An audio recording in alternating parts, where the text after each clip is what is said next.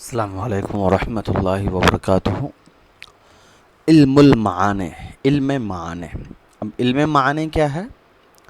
هو علم يعرف به احوال اللفظ العربی التي بها يطابق مقتضى الحال فتختلف صور الكلام لاختلاف الاحوال، مثال ذلك قوله تعالی۔ ہوا علم، وہ ایسا علم ہے، یعرف به احوال اللفظ العربیہ، لفظ العربی پہچانا جاتا ہے اس کے ذریعے سے، بھی سے مراد علم کے ذریعے سے عربی لفظ کے احوال، اس کی حالت، التی اس عربی لفظ کے احوال، بہا یطابق مقتضی الحال جو مقتضی حال کے مطابق ہوتا ہے، فتختلف صور الکلام لاختلاف الاحوال، تو کلام کی صورت بدلتی رہتی ہے حالت کے اختلاف کے بدلنے سے، یعنی حالت کے بدلنے سے۔ تو کہہ رہے علم معنی ایسا علم ہوتا ہے جس علم کے جاننے سے ہم کلام کو اس کے مواقع اور محل کے مطابق استعمال کر پاتے ہیں، یا اور آسان کروں تو علم معنی وہ علم ہوتا ہے جس علم کے ذریعے سے ہم سمجھ پاتے ہیں کہ کس جگہ پر کون سی بات کرنی ہے یا کون سے انداز میں بات کرنی ہے۔ تو جب جب جگہ بدلے گا متکلم کی بات چیت، اسپیکر کا اسپیچز کے اندر چینجز آنے شروع ہو جائیں گے۔ اس کی ایک مثال دے رہے ہیں قرآن کریم کی، وَأَنَّا لَا نَدْرِي أَشَرٌ أُرِيدَ بِمَنْ فِي الْأَرْضِ أَمْ أَرَادَ بِهِمْ رَبُّهُمْ رَشَدًا۔ سورہ جن کی آیت ہے جس میں کہا جا رہا ہے جن کی طرف سے کہ وہ لوگ، ان لوگوں نے کہا کہ ہم نہیں جانتے ہیں کہ اشر ارید بمن فی الارض، کہ برائی کا ارادہ کیا گیا، یعنی کہ نقصان کا ارادہ کیا گیا ان لوگوں کے لیے جو زمین میں ہے، ام اراد بہم ربہم رشدا، یا ان کے رب نے ان کے لیے اچھائی کا ارادہ کیا ہے۔ فَإِنَّ مَا قَبْلَ أَمْ سُورَةٌ مِّنَ الْكَلَامِ تُخَالِفُ سُورَةً مَّا بَعْدَهَا، تو کلام میں جو ام ہے، اس کی جو صورت ہے وہ اس ام کے مخالف میں ہے جو بعد میں آئی ہے۔ لِأَنَّ الْأَوْلَى فِيهَا فِعْلُ الْإِرَادَةِ مَبْنِيٌّ لِلْمَجْهُولِ۔ اولا پڑھیے، یہ مؤنث اول کی مؤنث اولا ہے، اس لیے کہ جو پہلا ہے فیہا فعل الارادتی، اس میں ارادت کا فعل مبنی للمجہولی، مبنی ہے مجہول کے لیے۔ میں لفظی ترجمہ کر رہا ہوں، پھر سمجھاتا ہوں مطلب کیا ہے، ابھی گھبرائیے نہیں۔ والثانیۃ، اور دوسرا جو ہے فیہا فعل الارادتی مبنی للمعلومی، تو وہ ارادہ کا فعل ہے جو مبنی ہے معلوم کے لیے۔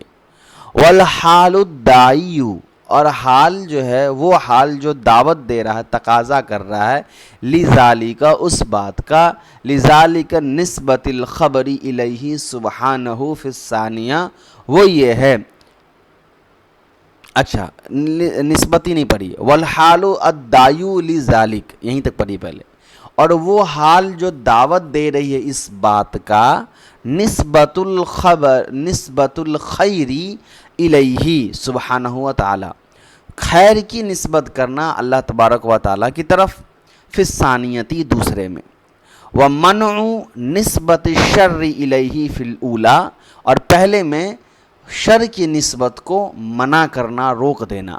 وَيَنْحَصِرُ الْكَلَامُ عَلَى هَذَا الْعِلْمِ فِي ثَمَانِيَةِ أَبْوَابٍ وَخَاتِمَةٍ، تو کلام اس علم کے بنیاد پر منحصر ہوتا ہے ثمانیۃ ابواب،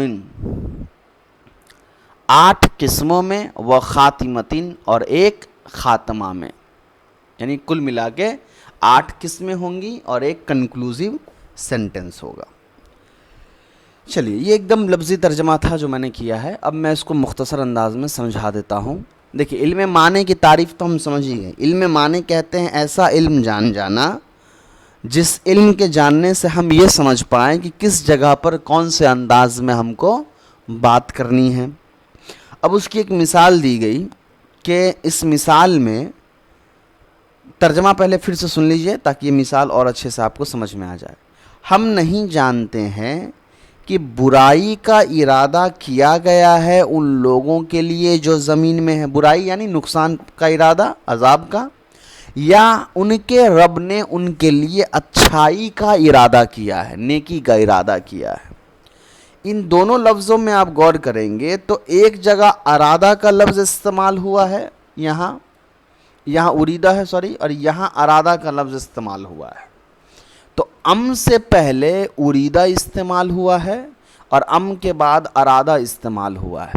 تو اریدہ یہ فعل مجہول ہے اور ارادہ یہ فعل معروف ہے۔ فعل معروف کو ہی فعل معلوم بھی کہا جاتا ہے۔ تو یہ جواب دے رہے ہیں کہ ایسا کیوں ہوا کہ ایک ہی آیت میں ایک ہی فعل ہے، ایک ہی فاعل ہے، مگر ان دونوں کے قسم کو بدل دیا گیا۔ ارادہ ایک فعل ہے نا، یہاں بھی وہاں بھی اریدہ ہے تو وہ تو ارادہ ہی ہے نا، مطلب ارادہ کے ہی معنی میں ہے، اور یہاں جو ارادہ ہے اس کے معنی بھی ارادہ کرنا ہے۔ وہ الگ بات ہے کہ ایک جگہ فعل معروف ایک جگہ فعل مجہول ہے۔ تو سوال ہی یہی تھا کہ بھائی ایک ہی آیت کے اندر ایک جگہ فعل معروف استعمال ہوا اور دوسری جگہ فعل مجہول استعمال ہوا، اس کی وجہ کیا ہے؟ تو اس کی وجہ یہ ہو رہی ہے جو دوسرے پیراگراف میں یہاں دی گئی، اس کی وجہ یہ ہے کہ ام سے پہلے والا جو پارٹ ہے اس میں شر کی نسبت اللہ کی طرف ہو رہی تھی، ہے نا، اس میں شر کی نسبت اللہ کی طرف ہو رہی تھی۔ اشرن لفظ استعمال ہو گیا نا، اشرن کے معنی شر ہو گیا، تو وہ ڈائریکٹلی اللہ کی طرف منسوب ہو رہی تھی، اور یہ ایک طرح سے رسپیکٹ کے خلاف ہوتا ہے کہ ہم اشرن کا لفظ، شر کا لفظ اللہ کی طرف جوڑے، اس لیے کہ اللہ خیر ذات ہے۔ اللہ تعالیٰ جو ہے ہمیشہ خیر کو جو ہے وہ پھیلانے کے لیے کہتے ہیں، انبیاء کو بھیجتے ہیں۔ اگر ایک کمپیریزن کہیں، یہ شاید میرا اسٹیٹمنٹ اللہ کے لیے یوز کرنا کہ اللہ خیر ذات ہے، میں بھی شاید فقہی اعتبار سے صحیح نہ ہو یا صحیح ہو، اس میں مجھے زیادہ جانکاری نہیں ہے، ایک سمجھانے کے لیے میں کہہ رہا ہوں کہ شر کا جب لفظ آیا تو اشرن لفظ کی نسبت ڈائریکٹلی فاعل کی طرف نہ ہو، اللہ تعالیٰ کی طرف نہ ہو، اسی لیے فعل مجہول کا لفظ استعمال کر دیا گیا، کیونکہ فعل مجہول میں فاعل غائب ہو جاتا ہے۔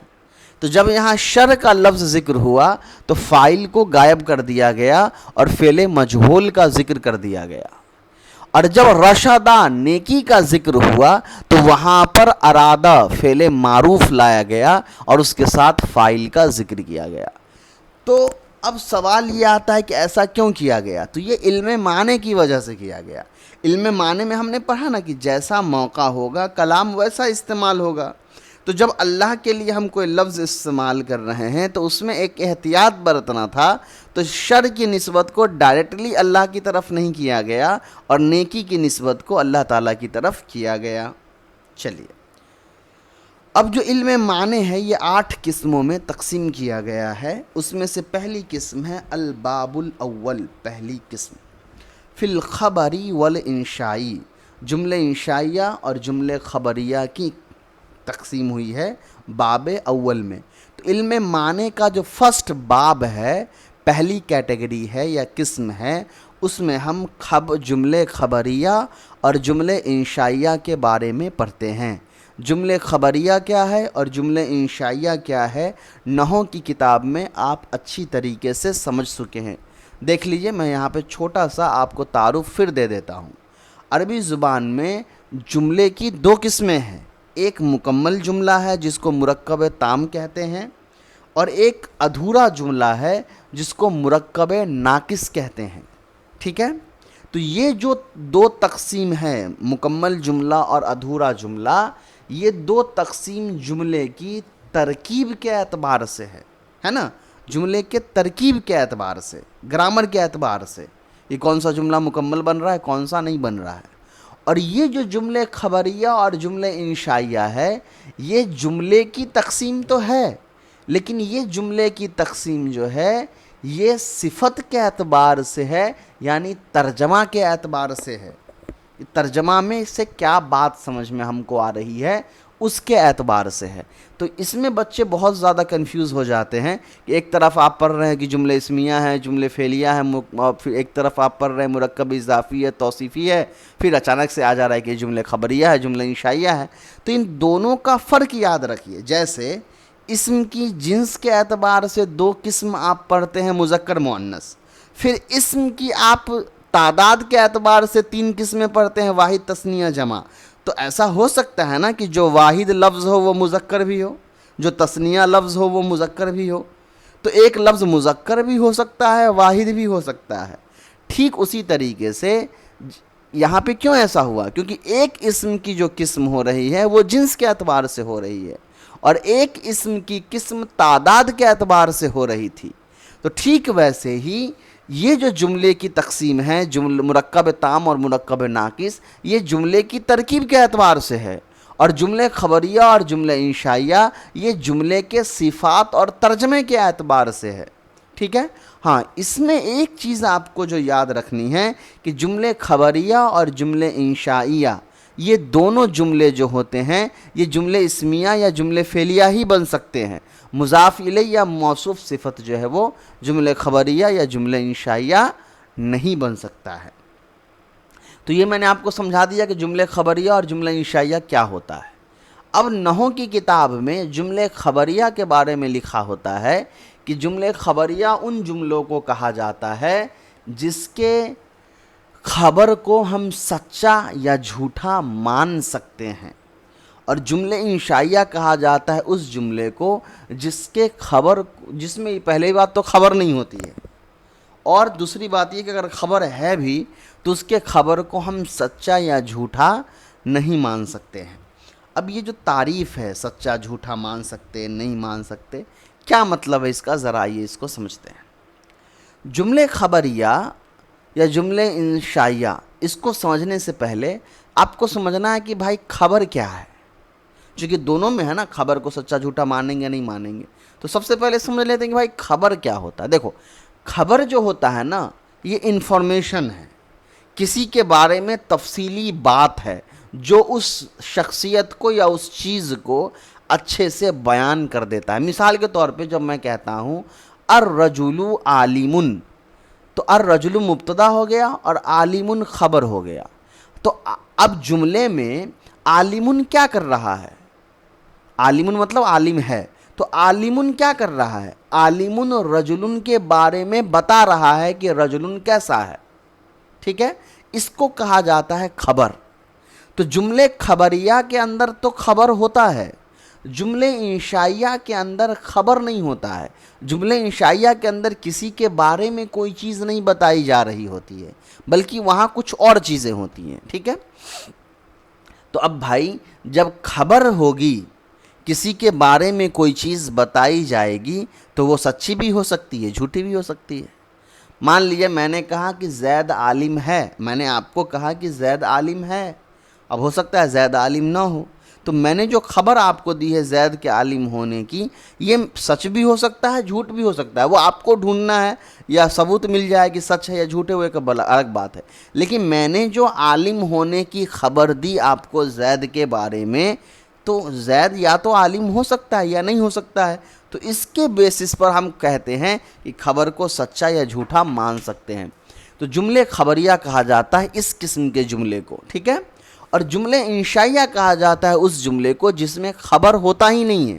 تو جب خبر ہے ہی نہیں تو پھر اس میں جھٹلانے اور سچے ماننے کی بات ہی نہیں ہو رہی ہے۔ جیسے میں نے آپ سے کہا تم پانی لاؤ، تو جب میں آپ سے کہہ رہا ہوں تم پانی لاؤ، تو میں یہاں آپ کو پانی کی خبر تو نہیں دے رہا ہوں نا، میں آپ کو حکم دے رہا ہوں کہ تم کو پانی لانا ہے۔ ہاں، آپ میرے حکم کو مان سکتے ہیں یا نہیں مان سکتے ہیں، لیکن میرے باتوں کو تو نہیں جھٹلا سکتے کہ میں نے پانی نہیں مانگا، یعنی اس کو تو کوئی پاسبلٹی نہیں ہے نا چھپانے کی، چونکہ یہاں میں خبر ہی نہیں دے رہا ہوں، یہ ایک حکم ہے، آپ حکم کا انکار کر سکتے ہیں، اقرار کر سکتے ہیں۔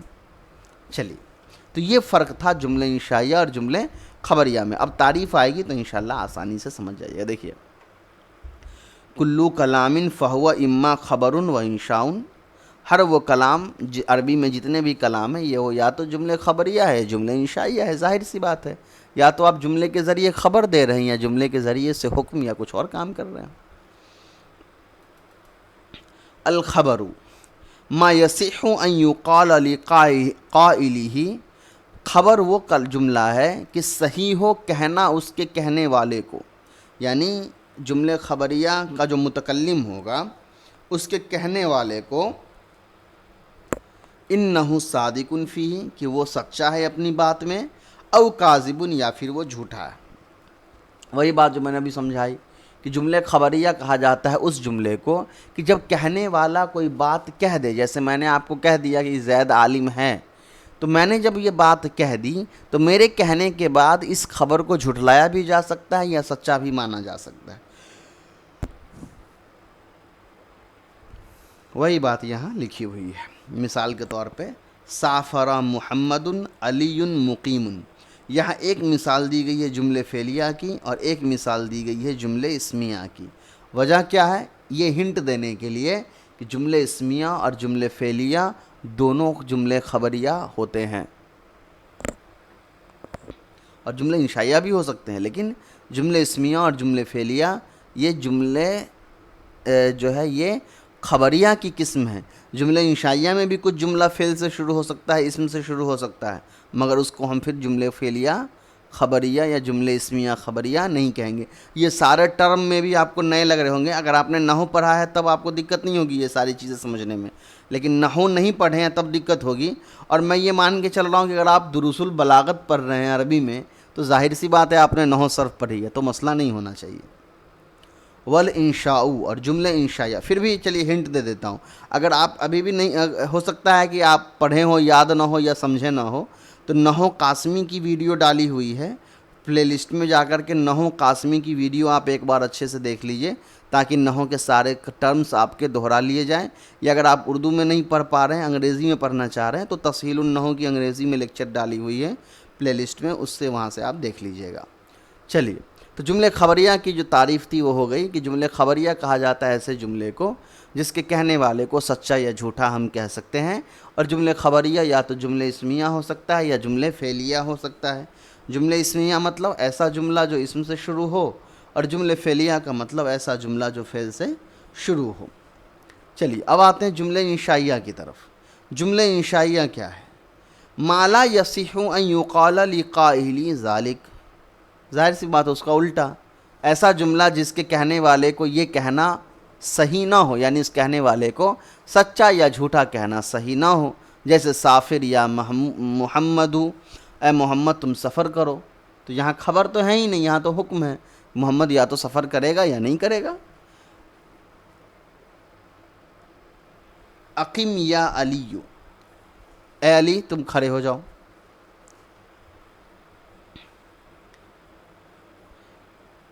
اقامہ یقیم سے اقیم تو ہوا، ویسے کم بھی کہہ دیا جائے تو کافی تھا، اقیم کی ضرورت نہیں تھی. چلیے والمراد بصدق الخبر مطابقتہ للواقع. والمراد اور مراد کیا ہے؟ بصدق الخبری، خبر کے سچے ہونے سے مراد کیا ہے؟ مطابقتہ للواقع، اس کا مطابق ہونا وقوع کے اعتبار سے یا واقع کرنے والے کے اعتبار سے. بکذبہ اور اس کے جھوٹ سے مراد یہ ہے عدمی مطابقتہ لہو، اس کا اس کے واقع ہونے کے خلاف ہونا. یعنی وہی بات کہہ رہے ہیں کہ خبر سے سچا ہونا اور جھوٹا ہونا مراد کیا ہے. تو جو میں نے آپ کو سمجھا ہی دیا کہ اگر خبر کو ہم سچا تب کہتے ہیں جو وہ بات ویسی ہی ہو جاتی ہے.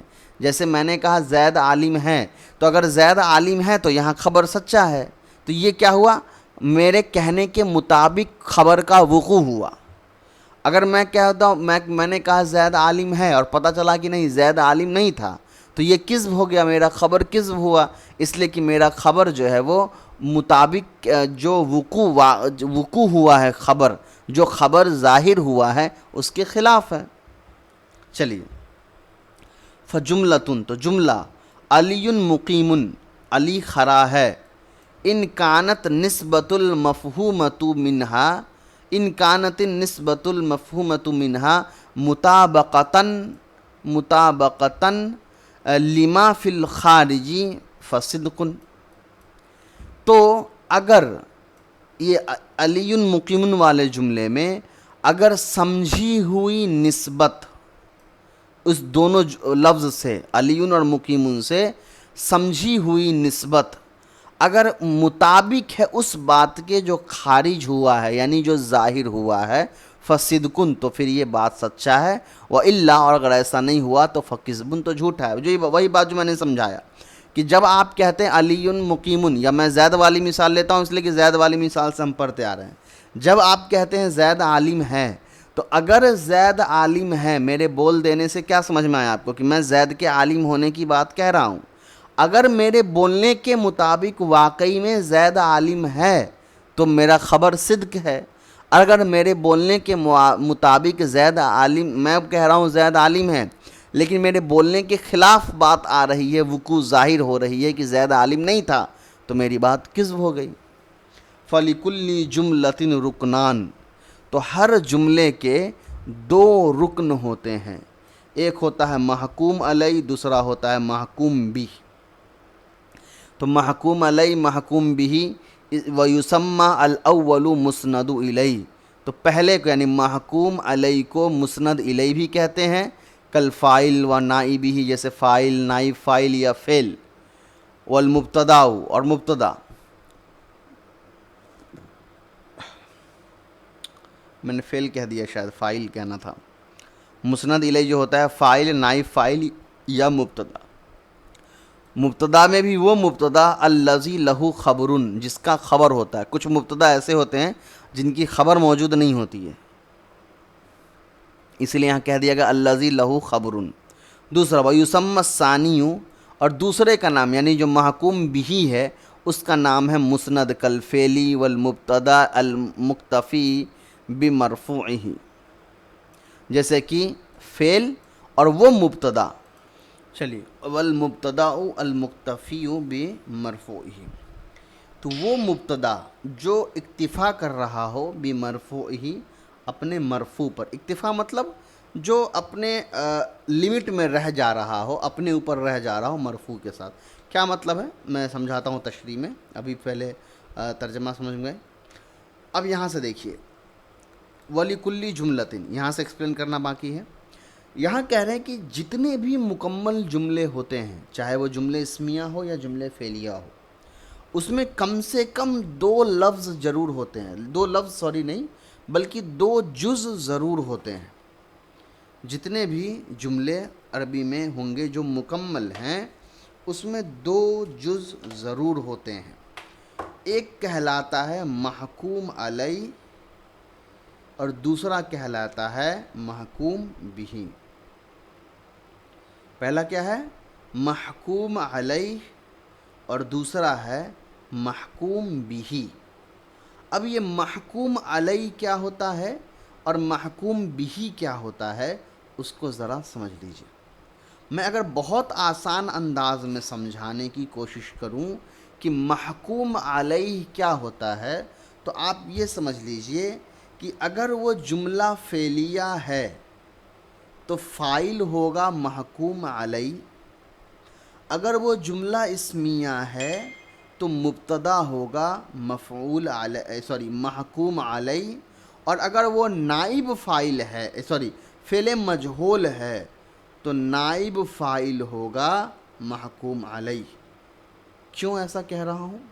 وہ اس وجہ سے کہ محکوم علیہ کہا جاتا ہے جملے کا وہ جز جو سب سے زیادہ اہم ہوتا ہے، جس کی طرف ہر چیز کو منسوب کیا جاتا ہے، یا اگر میں اور آسان کر کے بتاؤں تو محکوم علیہ جملے کا وہ جز ہوتا ہے، وہ حصہ ہوتا ہے جس کی وجہ سے وہ پورا جملہ وجود میں آتا ہے۔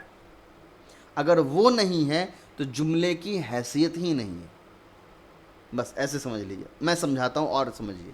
3 مثالیں میں نے دیں کہ اگر وہ جملہ فعلیہ ہے تو فاعل ہوگا محکوم علیہ. اب آپ بتائیں کہ کیا یہ ممکن ہے کہ کوئی فعل بنا فاعل کے آ جائے، کوئی فعل معروف بنا فاعل کے آ جائے؟ یہ کبھی ممکن نہیں ہے، اس لیے کہ جب فعل ہوگا اس کے ساتھ فاعل ضرور ہوگا. آپ کہیے گا نصر فعل ہے تو میں کہوں گا اس کے اندر ہوا ضمیر فاعل ہے. بنا فاعل کے فعل وجود میں آ ہی نہیں سکتا ہے. کام کرنے والا ہوگا تبھی تو کام ہوگا نا. کام ایک ایسی چیز تو نہیں ہے کہ خود بخود وجود میں آ جائے. تو کام کے لیے کام کرنے والا ہونا چاہیے. تو پتہ چلا کہ فعل فاعل میں فاعل اہم ہے، فعل اس بدل ہے، بعد میں آتا ہے، سیکنڈ پوزیشن پہ ہے. تو ہم کہیں گے کہ فاعل جو ہے وہ محکوم علیہ ہے. تو اگر فاعل محکوم علیہ ہے تو آٹومیٹک فعل کیا ہو جائے گا؟ محکوم بھی. یہ ہو گیا جملہ فعلیہ کی مثال. اب آئیے جملے فعلیہ میں مجہول والی مثال. فعل مجہول کے اندر چلو فاعل نہیں ہوتا ہے، ٹھیک ہے نہیں ہوتا ہے، لیکن فاعل کی جگہ نائب فاعل تو ہوتا ہے. اگر نائب فاعل نہ ہو تو کیا فعل مجہول کا وجود ہوگا؟ نہیں ہوگا. تو پتہ چلا کہ نائب فاعل محکوم علیہ ہے اور فعل جو ہے، فعل مجہول جو ہے وہ محکوم بھی ہے.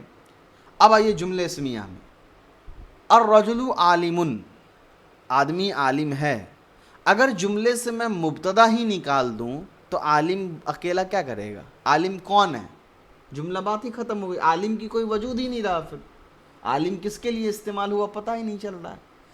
تو ہر جملے میں، چاہے وہ جملے اسمیہ ہو جملے فعلیہ ہو، جو اصل جس لفظ پر اس جملے کی بنیاد ہے وہ ہے محکوم علیہ، اور اس اصل کی طرف جو چیز جوڑی گئی ہے وہ کہلاتا ہے محکوم بھی.